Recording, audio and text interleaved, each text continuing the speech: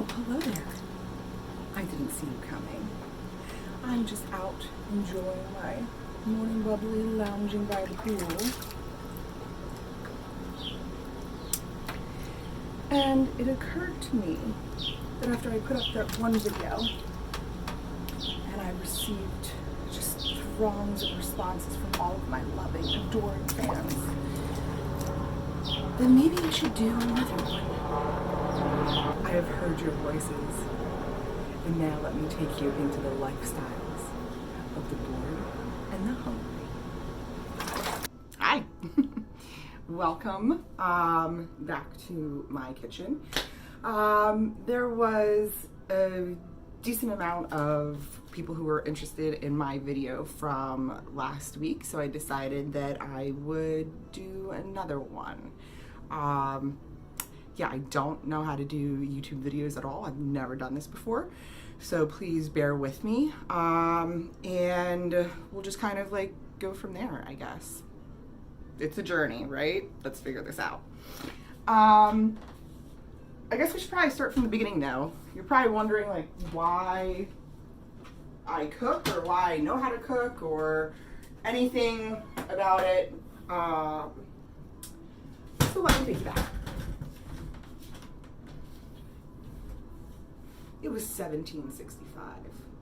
My great ancestor, Christian Heinrich, emigrated from Germany to the Lehigh Valley, where he became a dairy farmer, and all of my family, up through my dad, were all dairy farmers in the Lehigh Valley area, Compton. And so cooking, or like growing your own food, and all of this has really been in my blood for generations. So that's the growing your own food kind of aspect side of it. And also then on my mom's side, my grandfather has been a huge influence on me. He was a chef and a baker. He cooked on merchant marine ships. He owned a couple hotels in the area, like the Maple Grove Hotel. He was once an owner of it. And he just really taught me that, everything really just starts in the kitchen. He and my grandmother lived with us growing up during the summer because they lived in Florida. And so they lived in Florida during the winter, and then they snowbirded. They would come up during the summers and spend the summers with us. My parents, when they first got married, they bought a really small farm in Shoemakersville, and we grew a lot of our own food and hunted. We also just really tried to be as self-sustaining as possible before self-sustaining was cool. We didn't have a trash man. We would burn all of our own trash or recycle it. Even so much so that one year for Christmas, my Aunt Sue Worley got me a can crusher for my recycling as my Christmas present. And we just kept trying to live as really healthy of a lifestyle also as possible, and very close to nature. I learned from my grandfather how not to waste anything.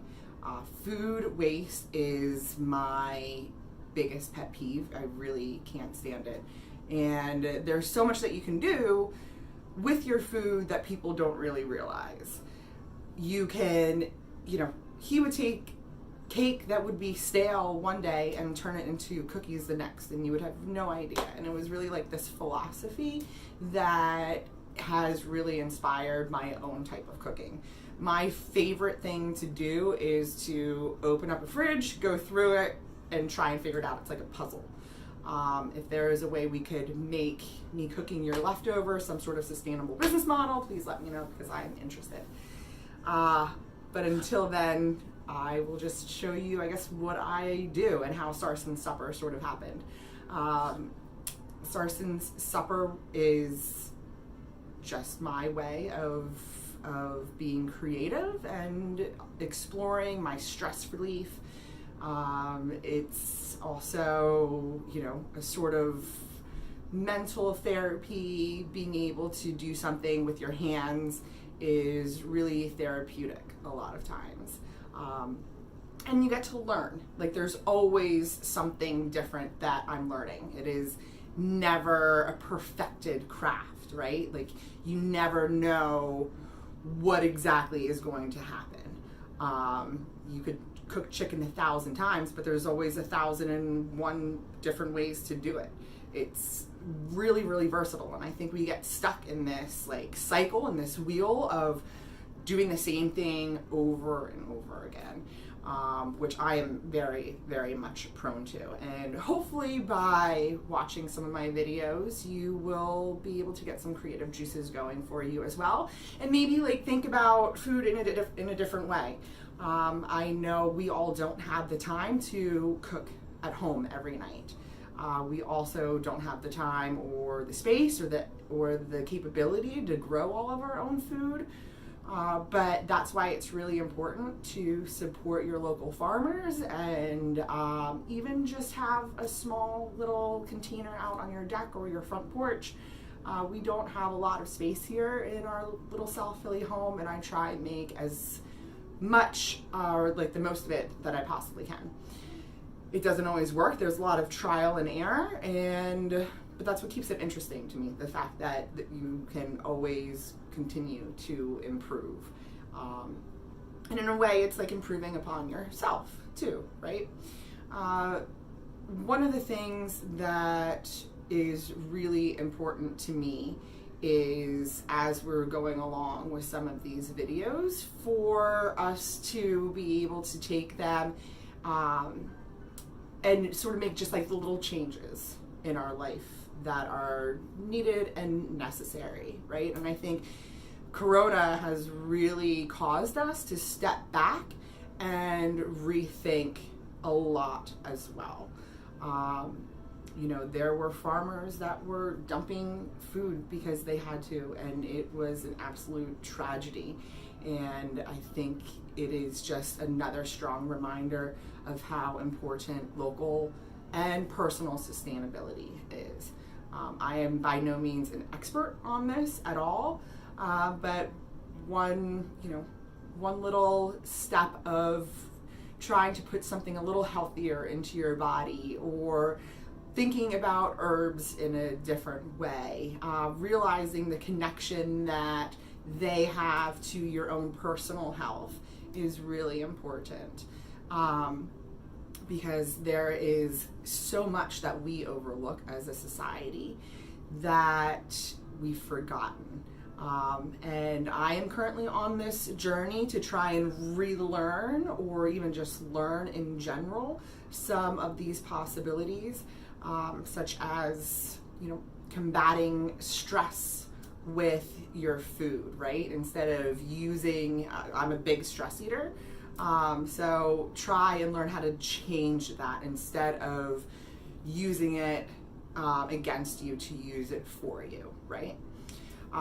So hopefully these videos will, I don't know if any of that made sense to anyone, I hope so.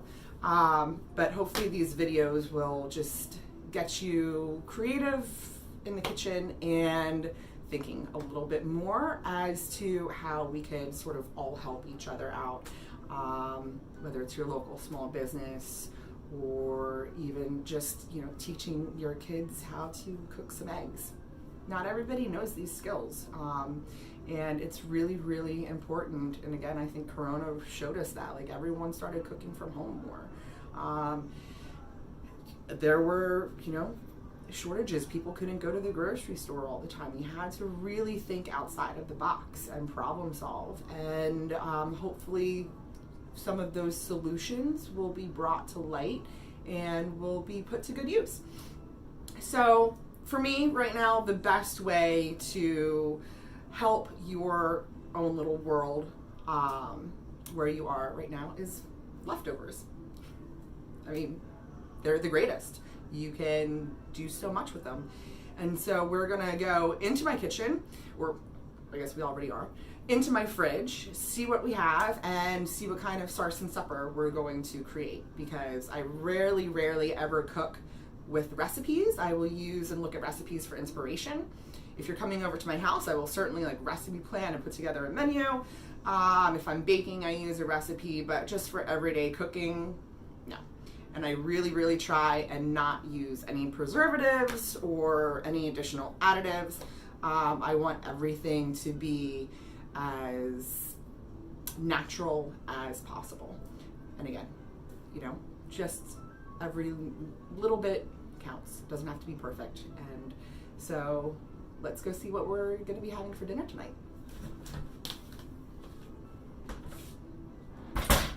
Okay. So obviously the first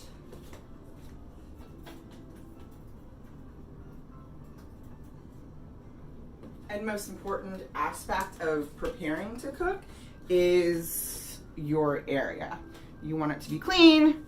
You want your dishwasher to be unloaded, which it is. You want your knife sharpened, you know, little protective wear. And yes, I am wearing the same outfit that I was in the last video.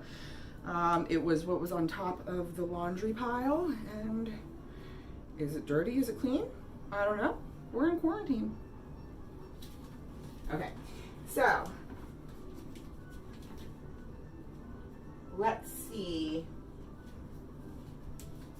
what we have. Now I'm a bit of a weirdo, and I will sit down on the ground and actually like go through the fridge because I don't want to miss anything. So I know that I pulled out some chicken. Ooh, not quite defrosted. I pulled out some chicken last night for our protein. We have some leftover coconut rice that I made.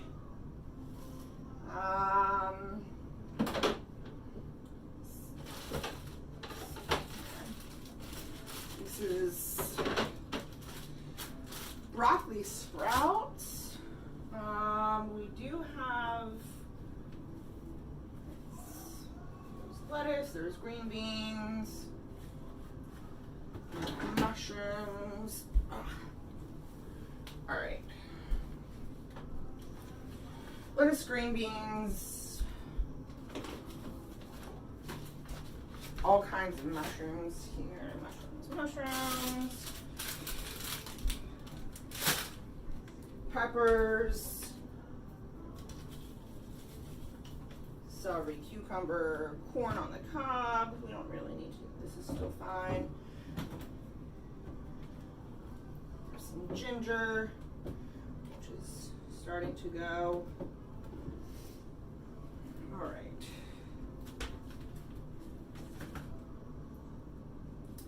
All right, that looks sort of fine for now, right? So you pull out what you have and you just kind of assess it. Let's see there. Now, this rice, definitely I need to do something with it. I made it last week and I need to figure out what to do. There's not that much left. These vegetables I'm probably going to, or I am going to toss, just because they're old. The rice can last for a while, right?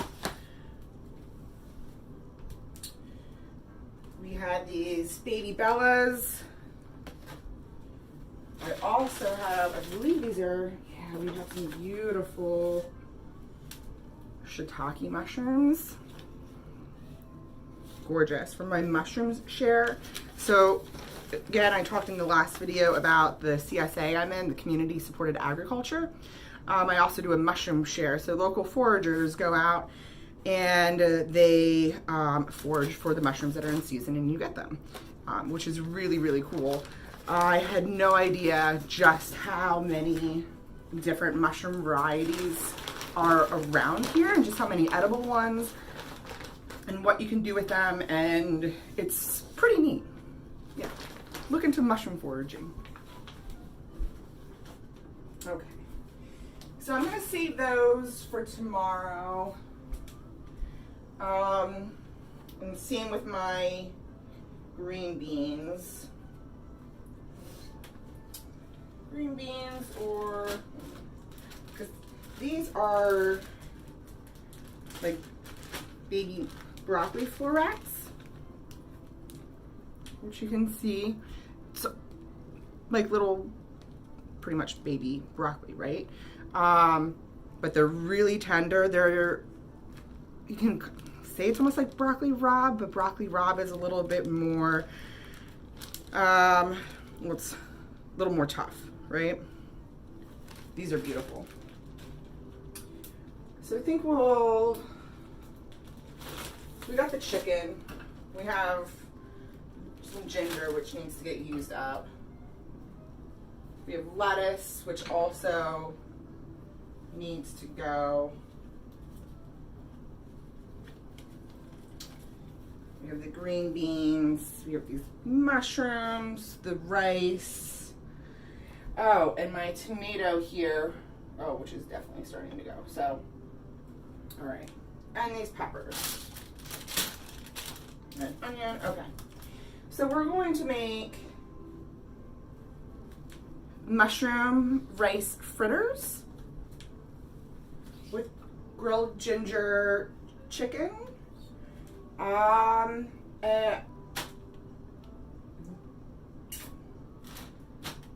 grilled broccoli florets, and a salad. Okay.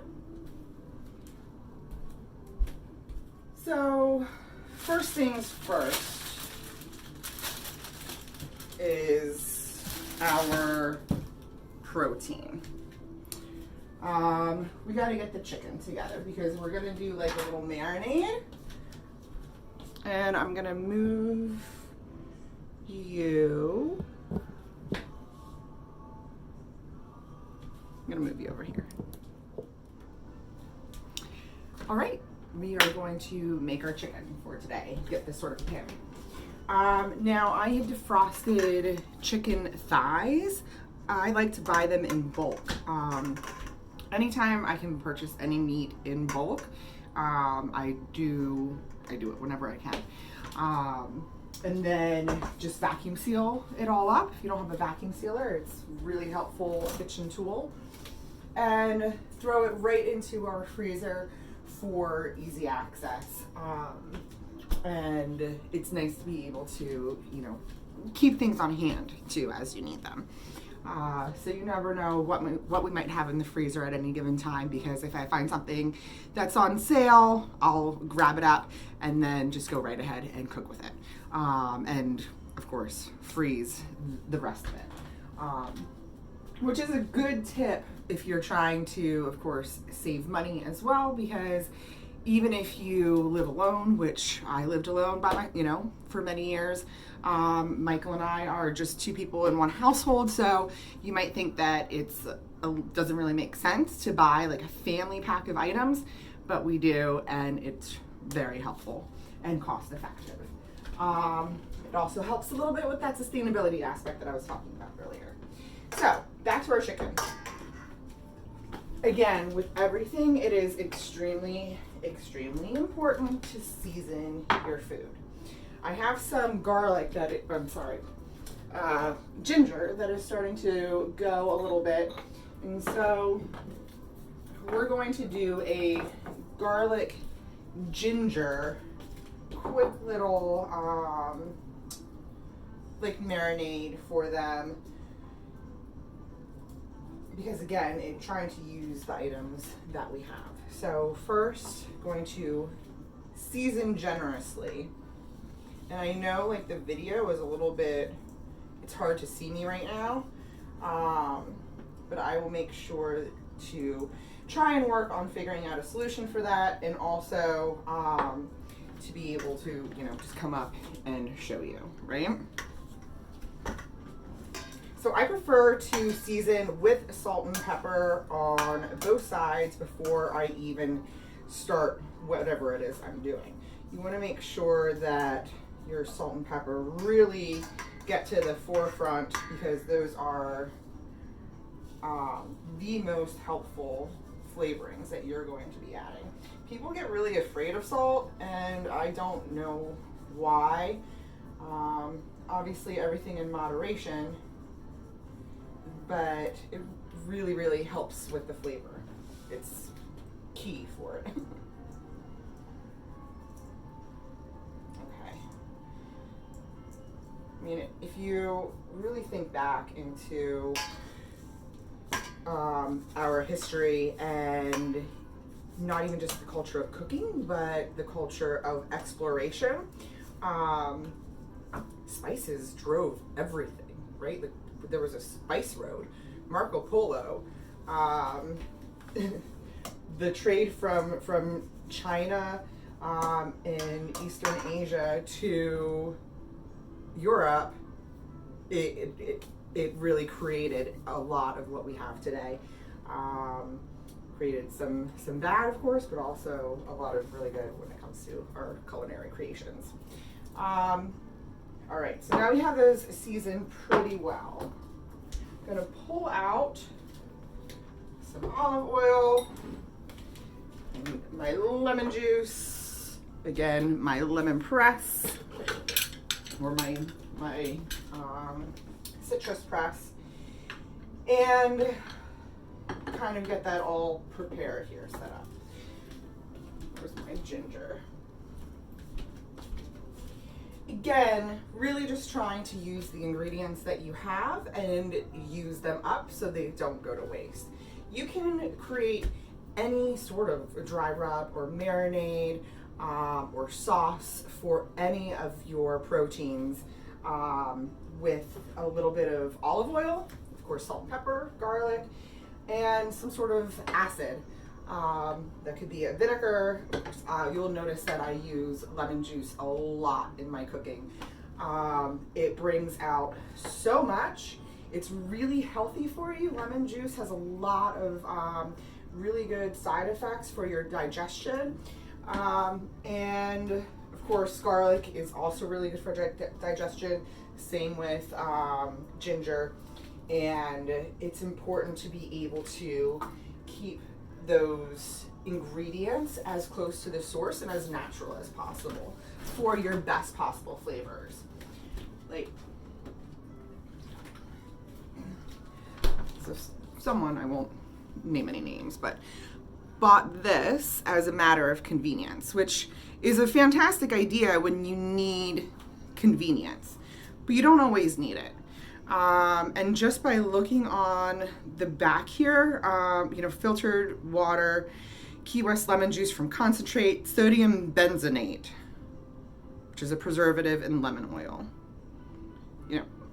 Obviously if you can't have fresh lemon juice, something like this is fine.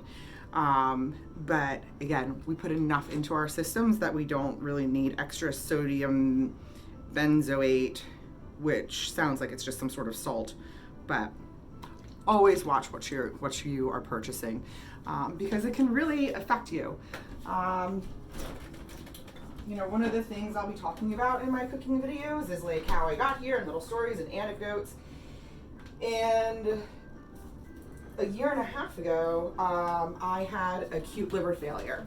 So I was home with my parents, and fortunately I was home with them because I have no idea if I was, just here, if I would have noticed that I was even sick to the point of having to go to the hospital.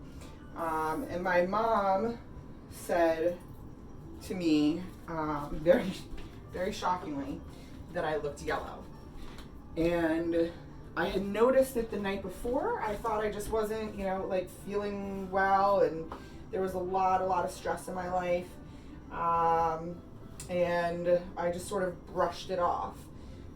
But when she said it, and look in her eyes, I knew that something was really wrong. And so they rushed me to the emergency room, and I was in the hospital for a week. The doctors have no idea what happened, why I got sick. Lots and lots of tests were done. No sign of any sort of liver disease or no hepatitis. It is a mystery.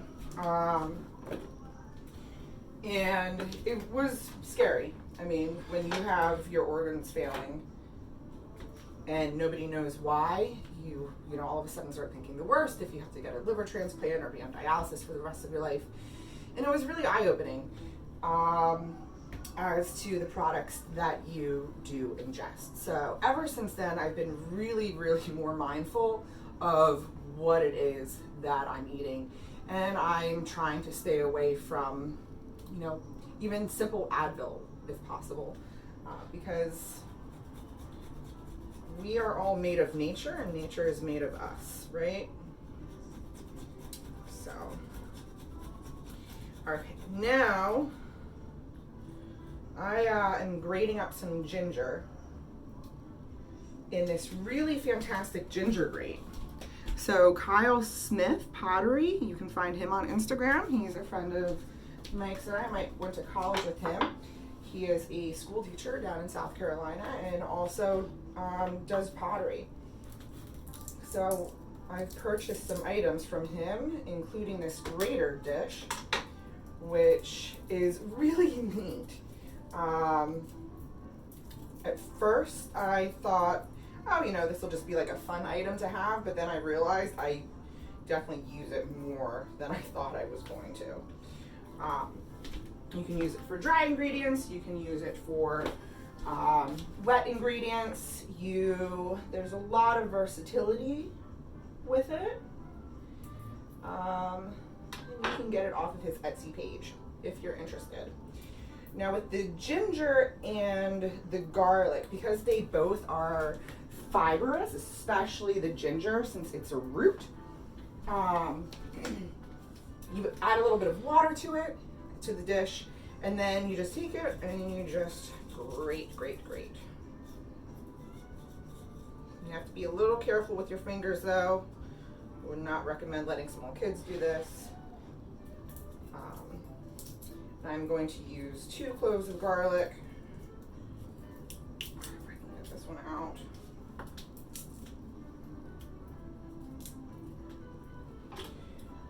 And if I'm just chopping garlic, I will sort of crush it a bit, but not when I'm using it for the grater, because I want it to hold up like the structural integrity of the actual clove.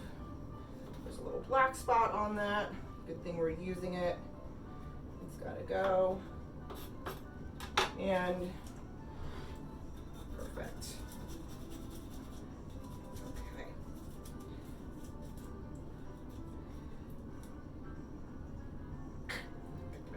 A little crush there. All right. So you can see what it looks like, sort of just like this mushy mess. It's perfect because this is for our little marinade, right? Like, you're not going to be really like ingesting this. You absolutely could, but that's a different story for another day.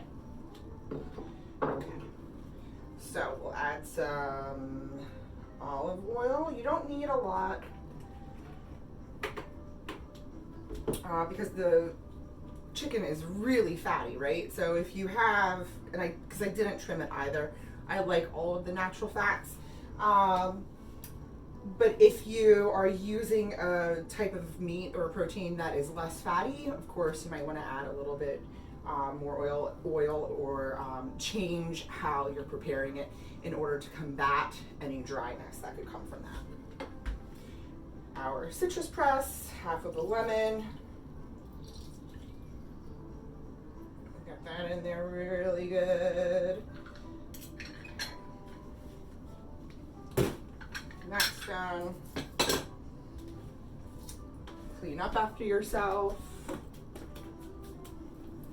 And now we're also going to get just a little bit of Dijon. I thought I had it in here somewhere. No. What the heck? Oh, there's my Dijon. Okay.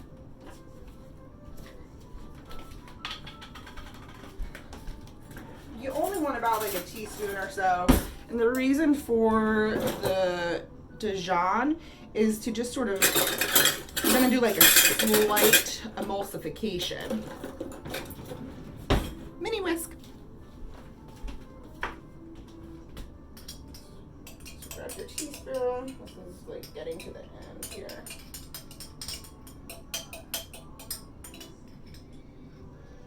Okay, so we got a teaspoon. Put that in there, perfect. Now, pro tip. A lot of people would just throw this away, right? It's pretty much done. Like, you really don't have much in there. Keep it. Because tomorrow we can make a salad dressing out of it. Pretty much actually the same ingredients like we're doing now. Some lemon juice, some olive oil, maybe some red wine vinegar in here, some some dried oregano, garlic. Add this in, whisk it, mix it in really good, shake it up, put it on your shelf, and you have some homemade salad dressing.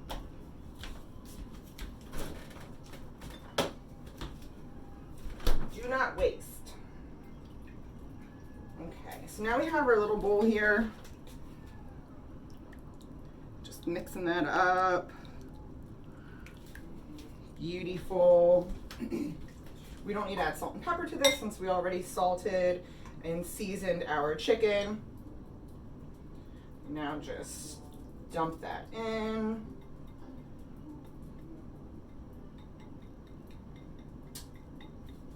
Right.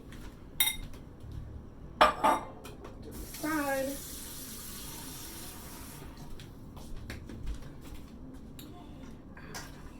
And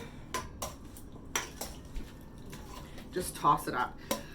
Tongs, a really good set of tongs, some big mixing bowls, always super, super key tools to have. You know, your tongs will become like an extension of your hand. So key. I would say it's probably the most important kitchen utensil. Obviously, okay, a sharp knife is the most important kitchen utensil. And then a pair of good tongs. Okay. And we'll want to let these sit. Looking pretty. And right in here. Into the fridge. Actually, you know what am I thinking? What time is it? We're gonna keep these out. Not into the fridge, because I'm actually going to start cooking everything.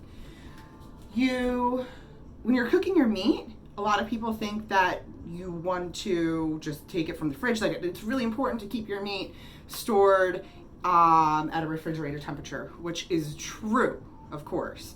However, when you're getting ready to prepare it, of course you have to pull it out to prepare, but when you're getting ready to cook it, you want your protein to be about room temperature before you even start cooking it. It really helps bring out the flavors, and it helps with the cooking process. And I'm talking like all meat, including fish, seafood. It's really, really fantastic. Mike can tell you a great story where this lesson was, where we really learned this lesson. We went to a fantastic omakase dinner in February for his birthday. And that is where it's like a sushi dinner, and the chef, you just sit at the bar, and the chef just brings out like 15, 18 courses. You don't know what you're eating until they tell you, and nice little small bites. It's really fun for a special occasion. And the fish and the types of seafood that we were having were absolutely incredible. He asked the chef what one of his suggestions are, or how he feels about refrigerated seafood, and the chef stated that he always serves his raw fish room temperature, because it really, again, brings out the flavors. It allows the fish to become, or the protein to become, what it is supposed to be on your plate, and not just something that is cold. Now we are going to move on to our rice. So first, now I have this leftover rice. I made this like coconut rice in the Instant Pot the other day, and obviously we didn't eat all of it. I made it with some of these vegetables, which, like I said, unfortunately, I'm going to have to toss the veggies simply because by this time they're a little bit old, and we're going to add something else. We used to compost. COVID came, had to kind of cut that off. I would love to start back composting again. If you can compost, highly, highly recommend it, because quite frankly, like, this breaks my heart.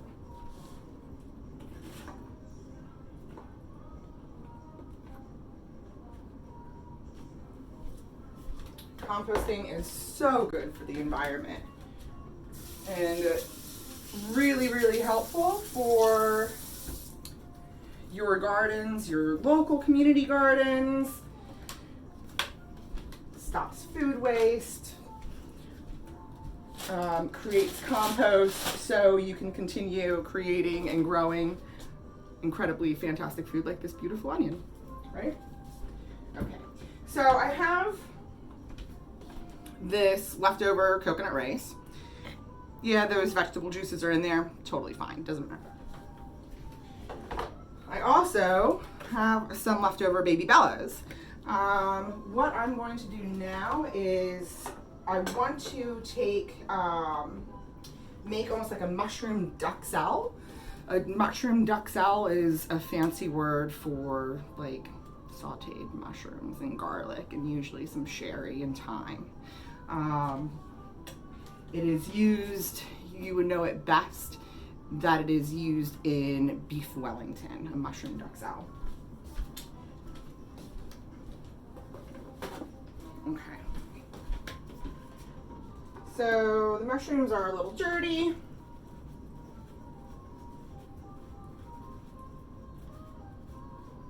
Okay. Take some of this. Now, going back to our conversation a little bit about food waste. Oh, here we go. If you can't compost, you know, there's always different ways to figure things out. And this is even great if you do compost or whatnot. Your food scraps. I always try and save my food scraps because I use them for stock. Get one of these little containers, you know, like from your local Chinese restaurant that you get your wonton soup in. Keep them. And I will keep the stems from the mushrooms. Oops, didn't clean all of these thoroughly. Quick, give them a little wipe.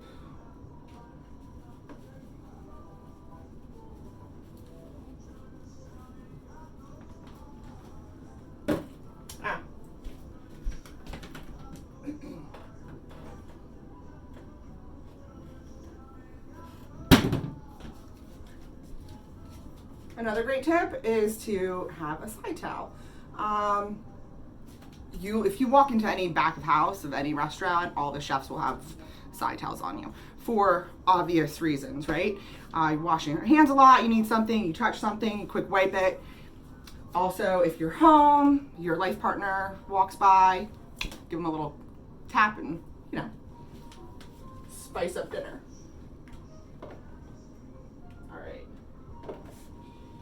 So now for these mushrooms, we want them to, let's see if this works a little bit better maybe.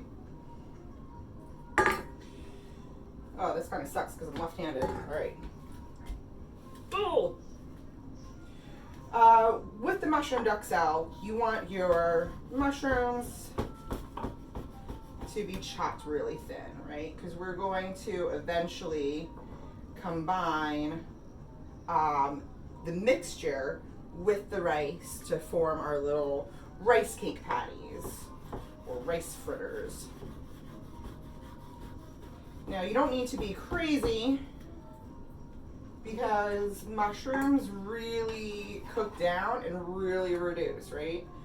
Like they will almost just escape your sight if you let them. Mushrooms and spinach really reduce. And the reason is because they are made of a lot of water, right? Like they are extremely water dense, which is another reason why you don't really wash mushrooms. That it can be an argument on another day though, whether or not you do. There's times for everything, of course, but I prefer not to wash my mushrooms unless necessary. So the reason why I don't want to wash my mushrooms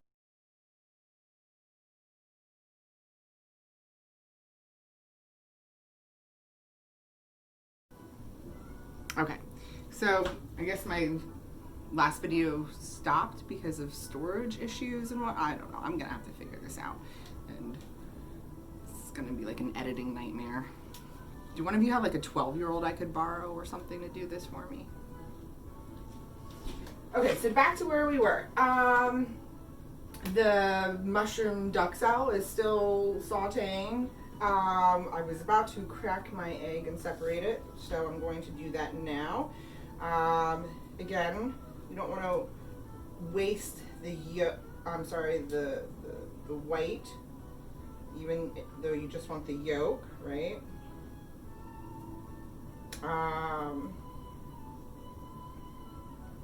So put this in a little container, put it in the fridge. I have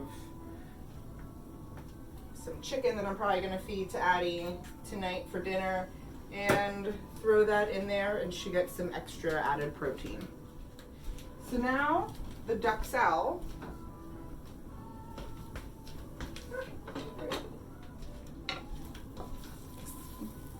See how that's like all nice and sauteed up, looking good, shrunk down.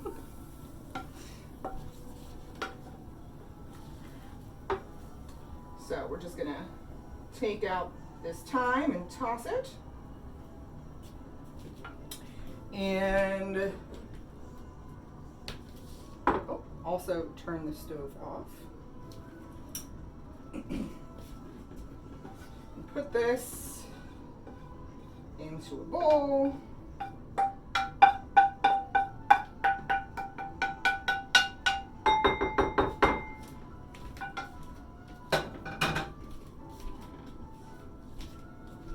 Again, it's really not that much, but you're using everything from your fridge. You're gonna have a yummy duxelle. Pop it into your fridge to kind of chill quickly. And now we need to start the grill.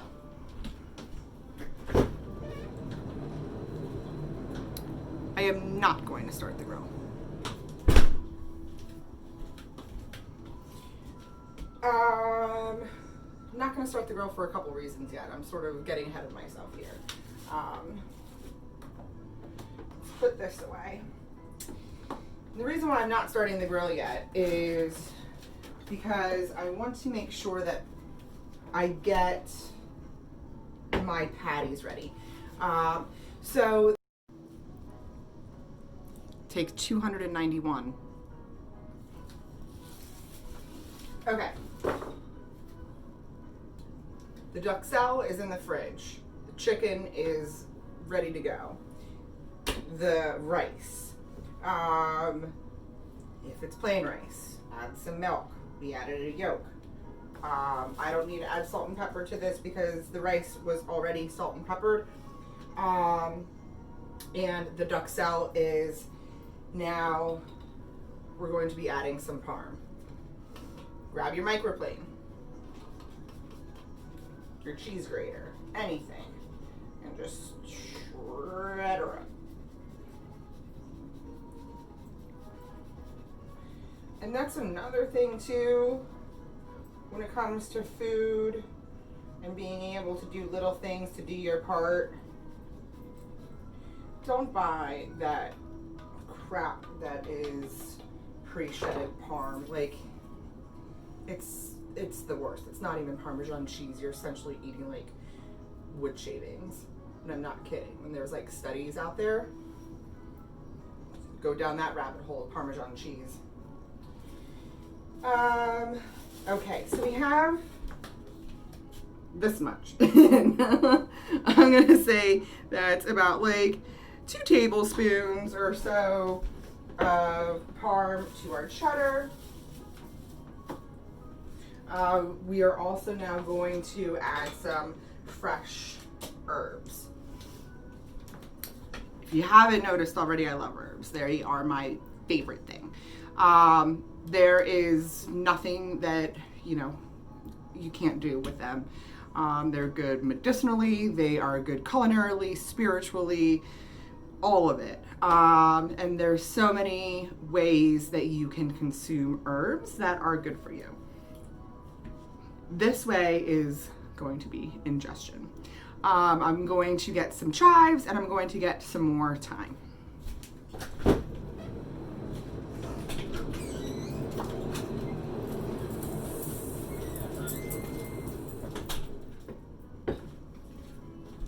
We got our thyme. We have our chives. And I also grabbed some sage.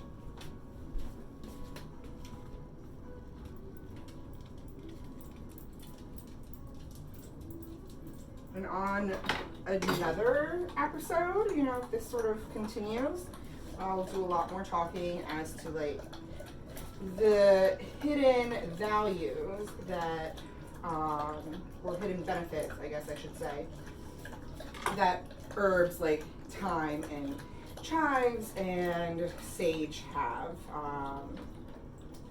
I'll maybe do something more focused instead of just talking about cooking some leftovers and getting some ideas for different ways to look at how you go about your everyday life. I have to say I saged the house this morning, so I got all the negative energies out in order to prepare myself mentally for today. I think it worked. All right. Now, we are pulling the leaves off at the thyme for this. And again, it's not hard, it's just annoying and time consuming.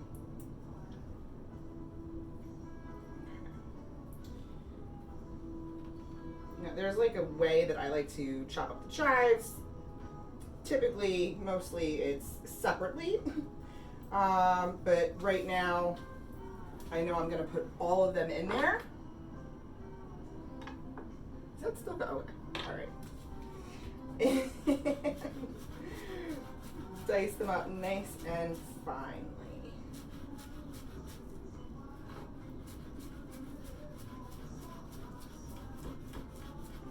And in this instance, because of the way you're cooking, you want your herbs to be chopped finely, right? Like you don't want to eat just a piece of grass or something.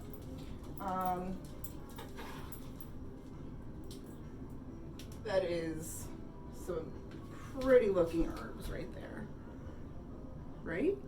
So green. Get them in here. Waste not, want not. And grab the duxelle. That'll go right in also.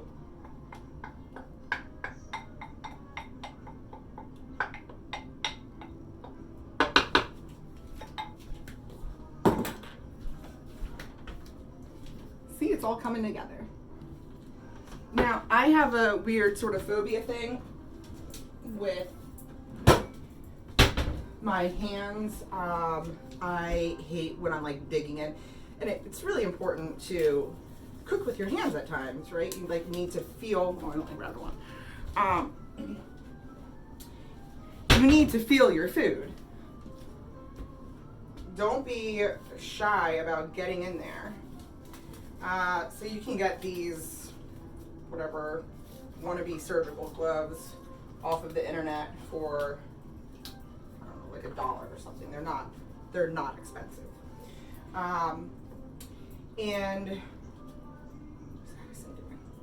And just go right ahead.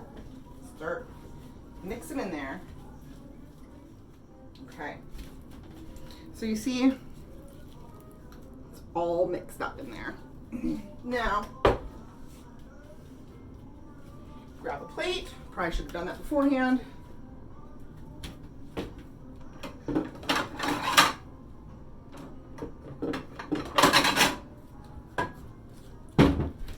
Two plates, actually.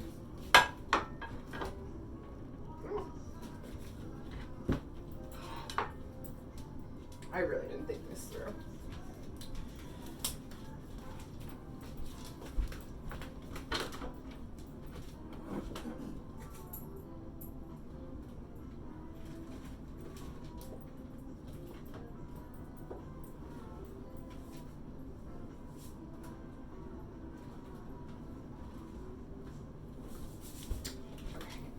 So, we want some breadcrumbs. I'm going to do a little bit of mix of regular Italian and some panko.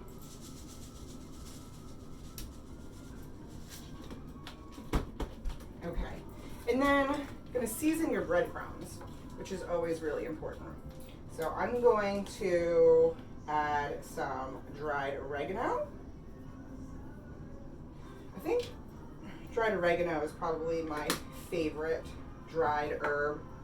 It can be really potent and delicious. Some crushed red pepper. I know this is spicy, so we crush this ourselves. And by crush it, I mean put it in a coffee grinder, and there you go. And the peppers that we used were really spicy. Some salt and pepper. And there we go.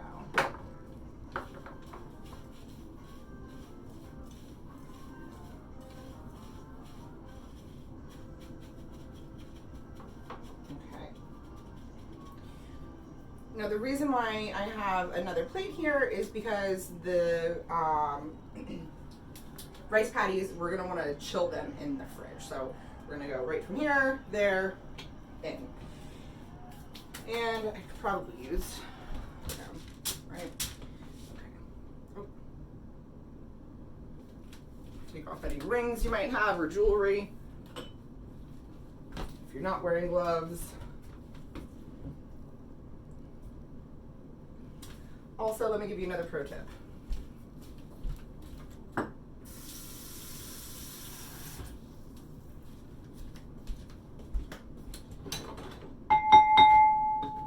When you are doing this kind of like patty work, it's nice to have a little bit of water next to you to dip your hands in, because it just really helps stop everything from sticking to you, right?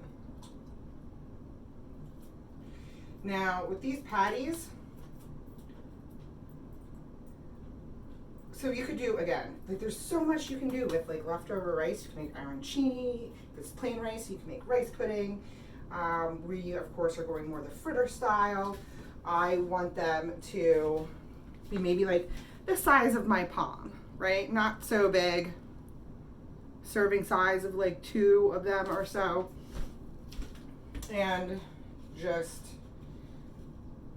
tap in there. Get them pretty good on the sides, right? That's beautiful. Yummy. And I actually think from the amount that we have that I'll probably get like 4 or 5. Okay, these turned out like really nice. I'm impressed. Look how pretty those little cakes are, and I was totally wrong. We were able to get 6 really nice rice fritters out of them, or rice cakes or whatever. So now these are going to go into the fridge for about 20 minutes or so to harden up. You want them to firm, that way they stay when you fry them and they don't fall apart, right?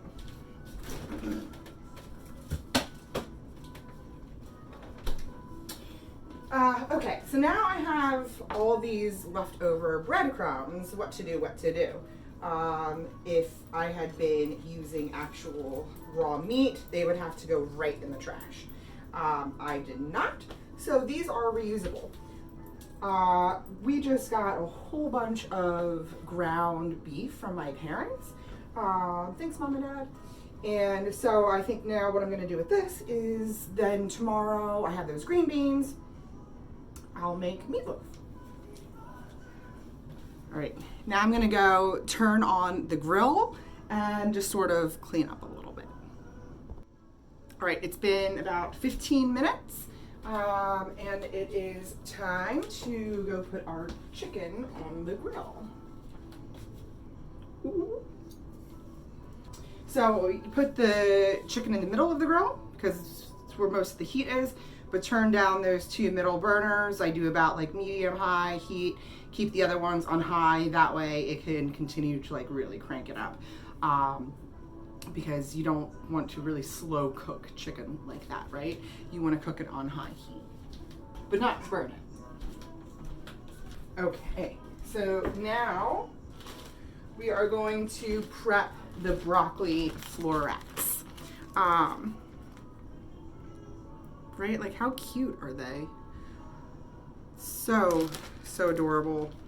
So tender. You don't need much at all. We're not going to do much. It's going to be pretty easy. And I know, so I got these also for my CSA. I know where they came from. I know they were picked on Wednesday, right? Maybe Tuesday. You know, at a store, I would typically like cut the bottoms off a little bit. Ooh. Ooh. Bless you, Lydia. Thank you. Wash your hands. And you know, just sort of maintain, like, double check everything when you dump it all out, right? Like, the ends look fine to me, that they don't need to be cut. There's like no bugs or anything. I know these were washed, so we are good to go. Also, get these bags. Just, there's nothing wrong with it. Rinse it out, dry it. Okay, now our little olive oil bottle. Non-meat tongs. Right, it just makes it so easy with this little squirt bottle because you're not drenching everything in there with your olive oil. And olive oil is a really expensive commodity. You know, you try and use what you can. But if you want to go down another culinary rabbit hole, do some olive oil mafia research and have fun. It's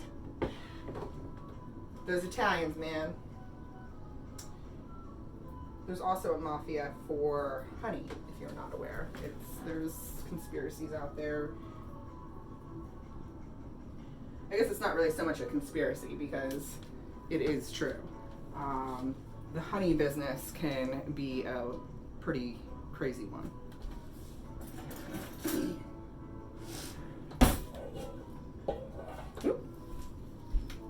Where's my knife? There it is.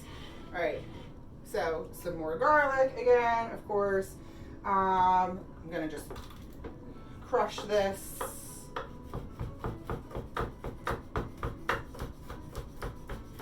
I'm not going to grate it so much because I want the garlic to kind of stick, like to stay onto it.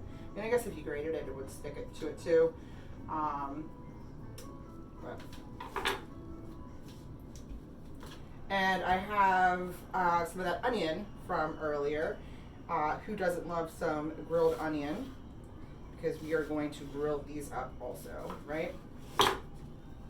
Throw that in there. And this onion is also for my CSA, so it's like all one big happy family reunion here in the bowl. And toss. We're gonna need a little bit more olive oil.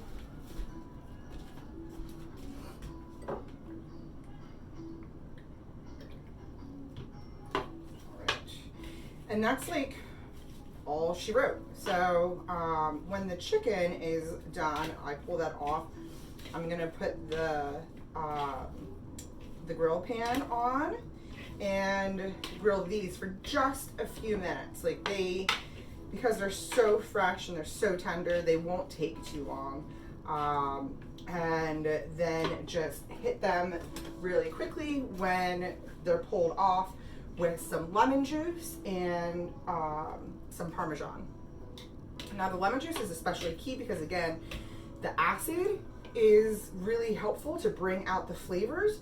It also helps preserve the color of your greens, which is something that when they look like so beautiful, right? You want to keep that.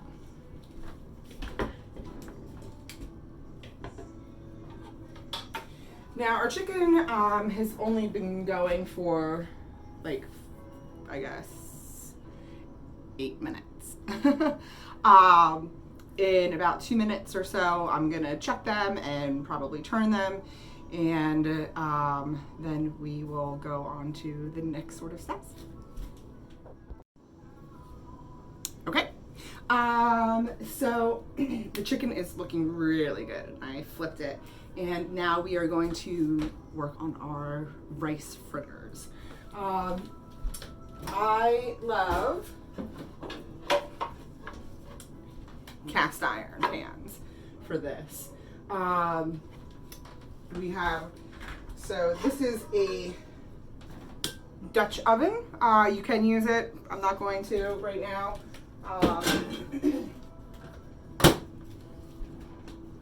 I prefer this bad boy because it's a little bit bigger, and that one, I mean, it has a lid. I don't need the lid, and it's just bigger. So we want to get this pretty darn hot. I am not a huge fan of fried foods. It's not really something that I try and eat. I would do these in the air fryer. I actually could do them in the air fryer probably, but we're gonna switch it up a little bit today. Okay, so I fucked up. That was a little nerve-wracking. Definitely forgot to turn the grill down and definitely burnt my chicken. Oh, that sucks. I'm not good at this like videoing and cooking thing at the same time and talking. It's a lot. But everything's salvageable, right? No crying over burnt chicken. Look, this happens to everyone, and this is going to be a solid lesson learned, right? When this happens to you. All right, so we figure it out. Change things up a bit. I'm gonna let these cool down because what's gonna happen is obviously I'm gonna wanna peel all the burnt stuff off, right? Like there is plenty of delicious chicken still in here. That will be fantastic. That will do a little differently. We won't have bone-in chicken thighs. It's gonna be some sort of pulled chicken, right? Life hands you lemons. Now I'm really annoyed. Okay.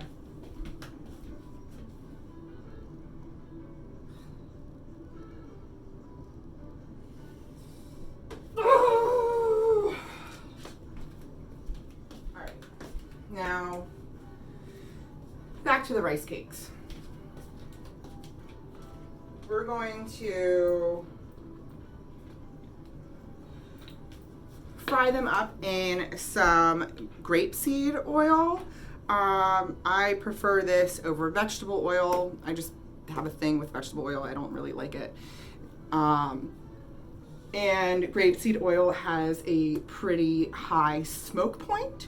So it means that it can, it's good for like, what it says here, stir frying, deep frying, sauteing, and baking, right? So you're able to bring it up to a really high temperature without it actually burning the oil, which if you use like olive oil, coconut oil, you will burn those because the burn point or the smoke point is lower.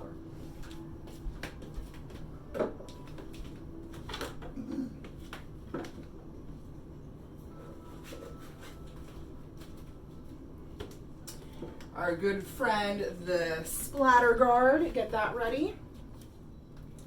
And hold out our rice cakes. Now, they do look good. They're firmed up a little bit, right? Okay, so we're gonna wait for the oil to get hot. I'd also pulled the cooling tray off, not just for the chicken, but for the rice cakes, because when you fry something like that, you are going to want to be able to have air flow through on the bottom when you're done frying it, as well as the top. And the reason is your breadcrumbs, whatever you're using, for as part of your batter, it will get soggy. And you don't want soggy fried food, right? Like that sucks. So does burnt food, but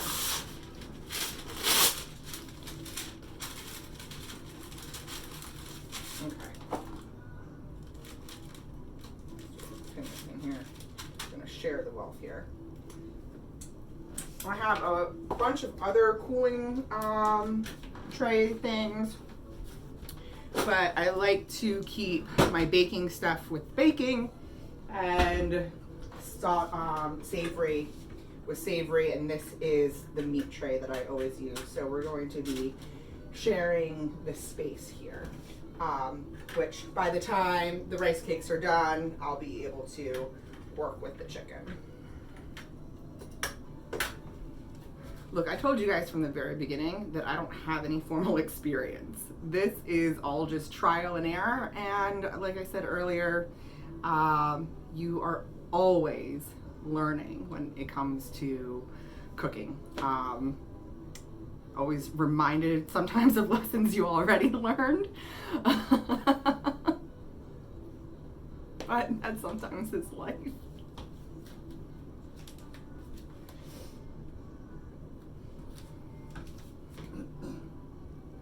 Okay, so now you can tell when it's ready,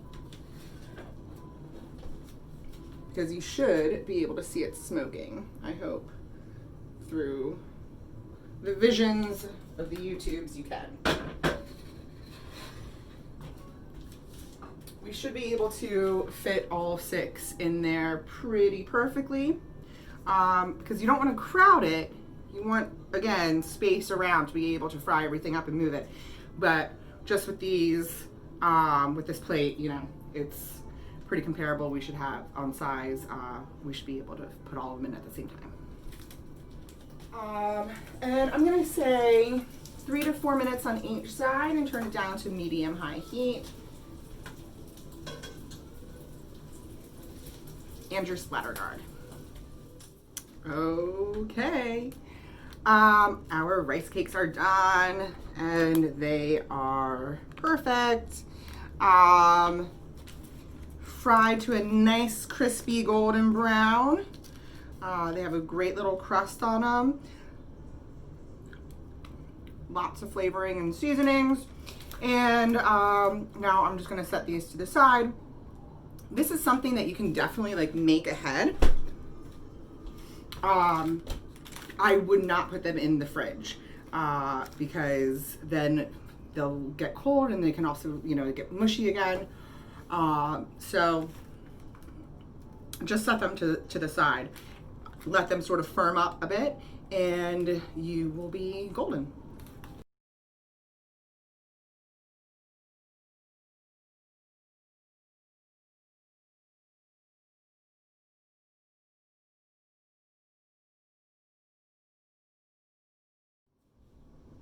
Okay. So I took a little break because I obviously got a bit frustrated. Got a workout in and feel a lot better. But now I have the grill going because we're pretty much finished, right? Like our crab cakes, or I'm sorry, crab cakes, they look like crab cakes. Our little rice cakes, they look phenomenal. Our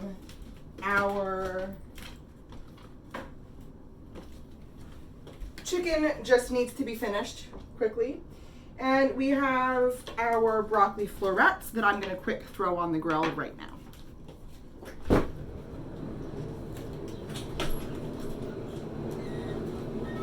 Right, we'll give those a few minutes. And then remember, we're going to finish them off with some lemon juice and a little bit of parmesan on top. And here's our lemon juice.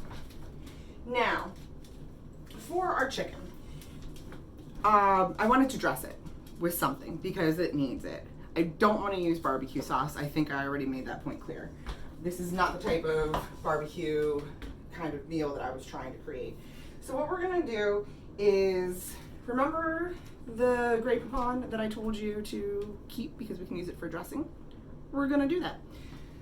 Since we used it for a bit of the marinade, which obviously got burnt off or washed off, we're gonna try and do something else with it. But first, we're going to add some tomato and some fresh basil to this because we're gonna give it a little bit of a vinegar base, since it's, or lemon base. It's not going to be savory. Right, so just chop up this onion, like rough, thick cuts. It's gonna turn more into a salad than anything, because we'll have our rice cakes, we'll have our grilled vegetable, and then we'll have our little like chicken type of salad. Sometimes you just have to be a little careful with these really good tomatoes. Make sure you get all the weird parts off. Toss that in there. Awesome. And now we're also going to do our basil. Like I said before, I will be doing some episodes more based on herbs and like really herb focused. But basil is really good for digestion. It also has some really great magical properties. And yes, magic is real. If you say magic isn't real, you're obviously a muggle. And we'll rough cut this up. So basil is supposed to produce prosperity, love, happiness,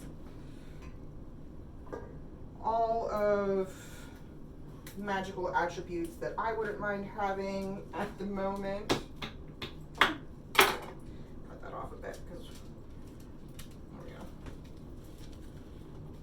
And be generous with it, you know? You don't have to be stingy with the basil, especially this time of year. It's so good and it's so fresh. And you'll find in a lot of European countries, when they're making or using basil, making a salad, using it, that they do put a lot in. Like you can really taste the basil. It's really, really there. It's not just something that's sprinkled over top like we are really used to. So, okay, back again. Now, we have just chopped up the tomatoes and the basil. We're going to make this quick little dressing. Pretty simple. Rub your lemon on there. And I'm not going to cut it completely in half because I just want maybe like a quarter of it, right? Because I'm gonna add something else in there.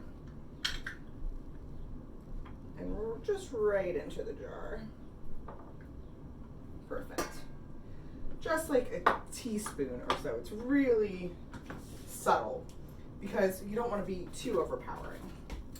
I also have this lemon basil red wine vinegar that I infused. So we're going to be adding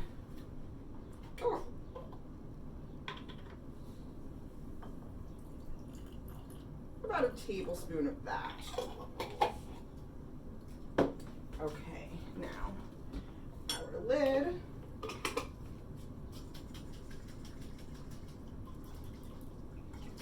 Shake it up.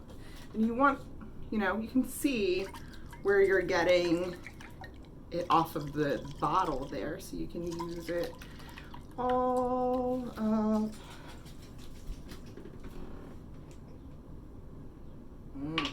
Smells yummy.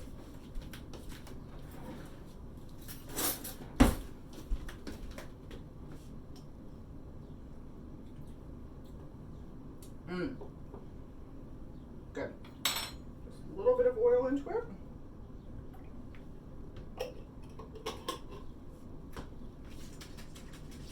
It is pretty tiny, so you just wanted to cut it just a bit. Okay.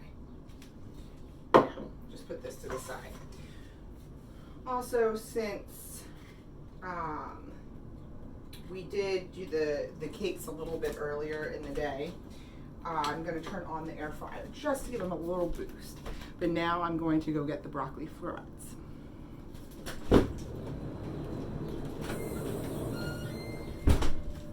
Look at those. Now these are perfectly cooked. A little bit more of the lemon juice. Grab the parm in your microplane. A little bit of parm right on top. And put that back. Okay. Just give it a little stir, a little toss. Perfect, perfect. Right up on top. Someone wants in.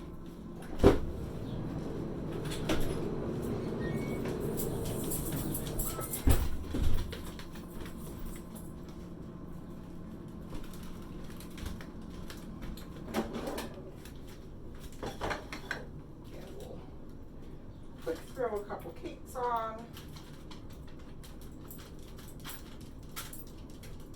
There we go.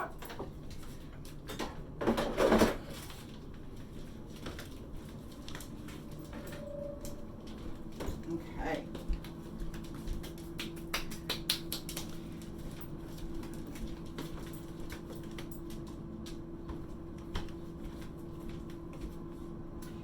Now, pretty much the very last thing that we have to do is just dress this at the very end.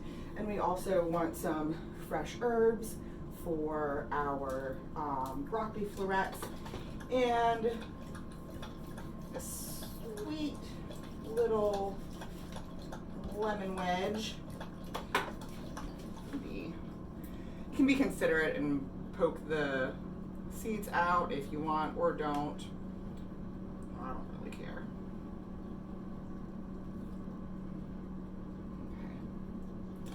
All right.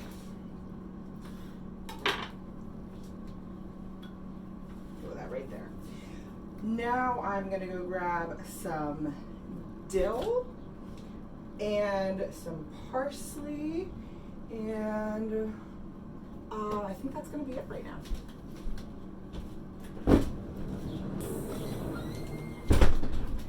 I also need to grab some mint because mint is delicious. And it's really underutilized, which makes me sad. I want to cut the mint, the dill, and the parsley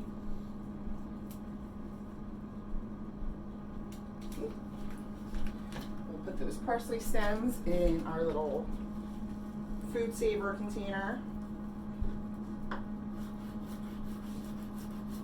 Run your knife through this.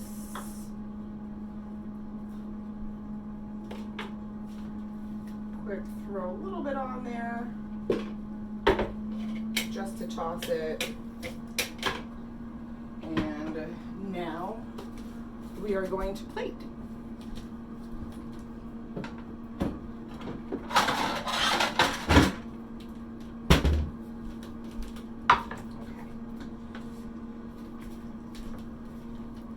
Our chicken, tomato, basil salad with just, you don't want to dump all of it in there because you want to be really mindful that the flavors stand out, right, of the chicken and the tomato and the basil. It's just going to be a drizzle.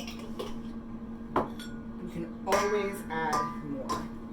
And just toss that up right in your bowl. That looks fantastic. Also just going to give it a little sprinkle more of salt because we didn't add any to the tomatoes and the chicken off the bone like that. Could use probably some. Okay. Yummy, yummy, yummy. Now we have our chicken plated up right there with our little basil. We have our broccoli florets, grilled broccoli florets, and our fresh onion. And then we will pop out our little mushroom risotto ball cake thing here, which I have a spatula.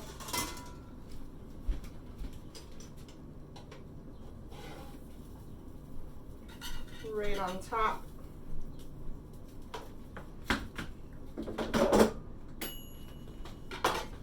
With our slice of lemon.